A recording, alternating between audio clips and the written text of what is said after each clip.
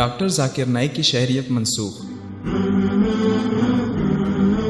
بھارت نے معروف اسلامی مبلغ ڈاکٹر عبدالکریم ذاکر نائک کی شہریت منسوخ کرنے کا اعلان کر دیا ہے۔ بھارتی نیشنل کرائم ایجنسی NIA کی درخواست پر بھارت نے ڈاکٹر ذاکر نائک کی شہریت منسوخ کی ہے۔ ڈاکٹر ذاکر نائک کے اسلامک ریسرچ سینٹر اور ان کے ٹی وی چینل پر بھارت میں گزشتہ سال بھی پابندیاں عائد ہو چکی تھیں، اور ہندو انتہا پسند ڈاکٹر ذاکر نائک کو شدت پسند کہتے ہیں، لیکن در حقیقت ڈاکٹر ذاکر نائک ایک معروف اسلامی مبلغ ہیں جو تقابل ادیان کے ماہر ہیں۔ دلیل کی زبان سے لوگوں کو اسلام کی حقانیت کی جانب دعوت دینا اور انہیں قائل کرنا ڈاکٹر ذاکر نائک کا خاصہ ہے۔ بھائی نے سوال کیا ہے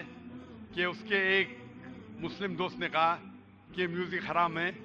تو میوزک کیوں اسلام میں حرام ہے؟ کیونکہ اللہ کے رسول نے فرمایا ہے کہ سارے میوزیکل انسٹرومنٹ حرام ہے صرف ڈف کے علاوہ، کیونکہ اکثر یہ میوزک آپ کو خدا سے دور لے کے جاتی ہے۔ اسی لیے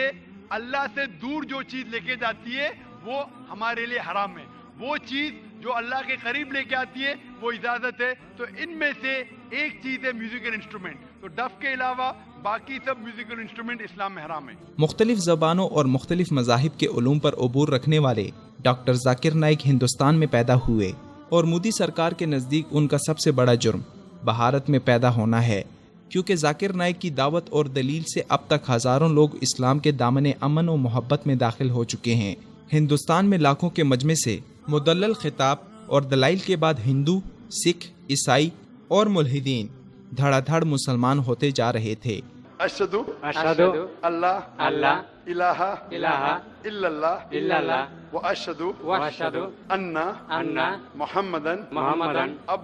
عبدہ ورسولہ۔ اور بھارتی ہندو انتہا پسندوں کو یہ بات ایک آنکھ نہ بھائی، اور انہوں نے ڈاکٹر ذاکر نائک کی پرامن تبلیغ اور مدلل دعوت پر دہشت گردی کا بدترین لیبل لگا کر پروپیگنڈا شروع کر دیا، اور پھر بنگلہ دیش میں داعش کے دھماکوں کے ملزمان کے فقط یہ کہنے پر کہ انہوں نے کبھی ذاکر نائک کو یوٹیوب پہ سنا تھا،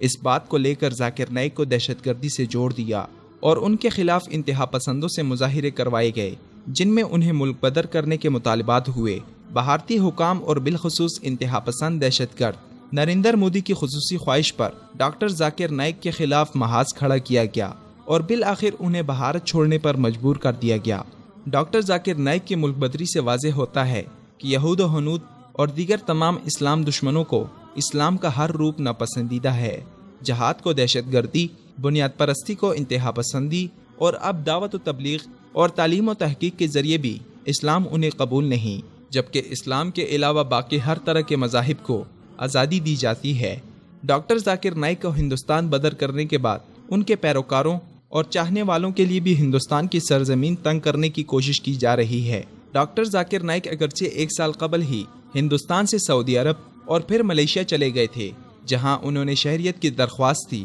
اور انہیں ملیشیا کی شہریت مل گئی، جبکہ اب بھارت کی جانب سے ان کی شہریت منسوخ کرنے اور ان پر پابندی کے بعد سعودی عرب نے بھی ڈاکٹر ذاکر نائک کو شہریت دے دی ہے۔ سعودی شہریت کے حوالے کا دعویٰ آزاد ذرائع نے کیا ہے، لیکن تاحال سعودی حکام کی جانب سے اعلانیہ طور پر اس بات کا اعلان نہیں کیا گیا کہ انہوں نے ذاکر نائک کو شہریت دی ہے۔ ڈاکٹر ذاکر نائک کے خلاف جھوٹے اور من گھڑت پروپیگنڈے میں اہم کردار بھارتی میڈیا نے ادا کیا، جہاں سے ان کے خلاف دہشت گردوں کی حمایت یا ان سے ہمدردی کے بے بنیاد اور جھوٹے الزامات پھیلائے گئے، مگر در حقیقت ڈاکٹر ذاکر نائک شدت پسندی، انتہا پسندی اور دہشت گردی کی سوچ سے کوسوں دور ایک تحقیقی، مدلل اور علمی گفتگو کے ذریعے پوری دنیا کے لوگوں تک اسلام کا پیغام امن و محبت پہنچا رہے ہیں۔ ایسے میں جب ان کا بھارتی مسلمان ہونا جرم بن گیا تو اسلام کا قلعہ سمجھے جانے والے پاکستان کو بھی ڈاکٹر ذاکر نائک کو شہریت دینے کا اعلان کرنا چاہیے۔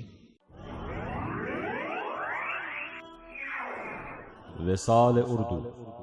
اندھیری رات میں ایک روشن چراغ۔